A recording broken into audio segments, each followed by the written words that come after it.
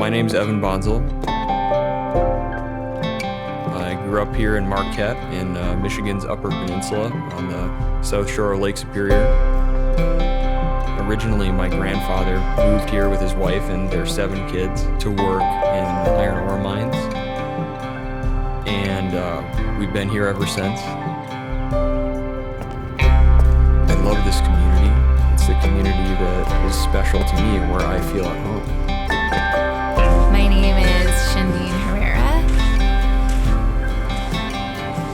Sebianziskay, or Monument Valley, Utah, is just an amazing place to grow up. This is where my grandparents built their home, and we've just always been here. This is our home. This is our land. I'm Dante Pittman. I was born and raised here in Wilson on the tip of eastern North Carolina. My family has lived in this county for generations. I love Wilson. Wilson is a place that has made great strides of progress, but still has a ways to go.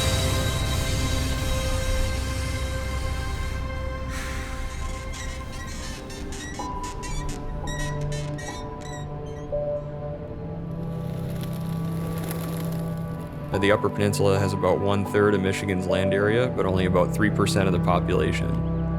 There's a lot of small little towns. Many of them originally depended on mining or logging.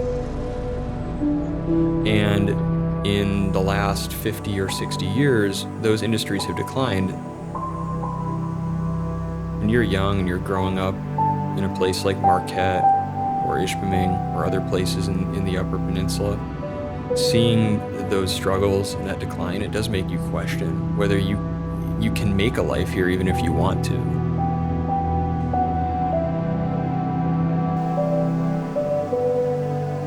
I went to public school here in Marquette. I attended Marquette Senior High School. I worked really hard in school, and I got the opportunity to go to Harvard University, where I studied government. When I graduated from Harvard, I definitely felt that pressure. You got out, you got this great opportunity, take advantage of it. Why would you want to come back? Why would you want to do that? Get away and, don't come back unless you have to, because you're gonna have greater opportunities elsewhere.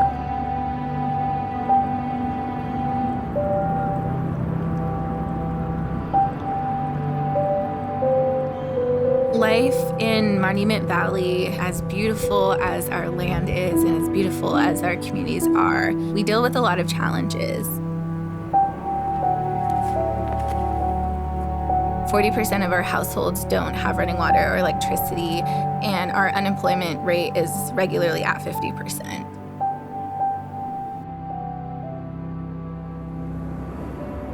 I attended Monument Valley High School and graduated from Duke University with my bachelor's in public policy. I had teachers, parents, mentors who told me that in order to be successful, I had to leave the reservation. Get your education and go be successful somewhere. It almost felt like if you come back home, you're wasting that achievement or accomplishment.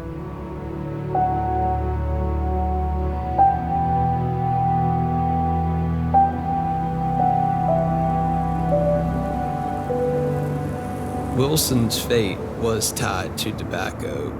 The nickname was the world's largest tobacco market. You see it all through downtown with our old tobacco warehouses. That industry has declined greatly. And then once we got to the Great Recession, we could visibly see that downtown was struggling. Folks were not interested in coming here. When you grow up in a place like Wilson, the conventional wisdom is that in order to be successful, you need to get out of Wilson and you need to go make something of yourself. That is something that I, along with many others, have heard time and time again.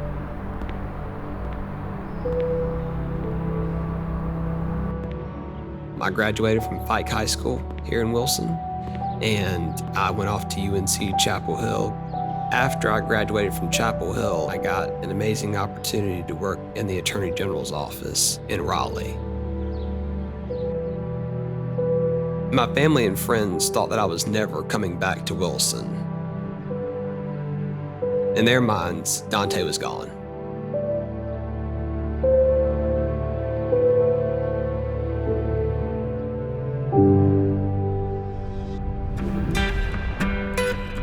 I decided to come back to Marquette to serve the community. I decided to run for the city commission in Marquette because me and so many of my other friends in town were always talking about housing affordability, preserving our public spaces, our green spaces, and the lack of opportunities for young people to come back to Marquette and stay in Marquette. And since I've been elected to the commission, I've been working to step up and be a voice, help craft a brighter future for the community. When we look at any of the things we're proud of in Marquette, all of these things were built and created by people who had a vision for the future. And that's what I try and bring, that passion for what our community is going to look like 10, 20, 30 years down the road. You can feel the difference from even just a couple of years ago, and it's exciting. We all only live once, and most of us want to make a positive difference in the world. And some of the best places to make a difference are the places that you already know and love and understand.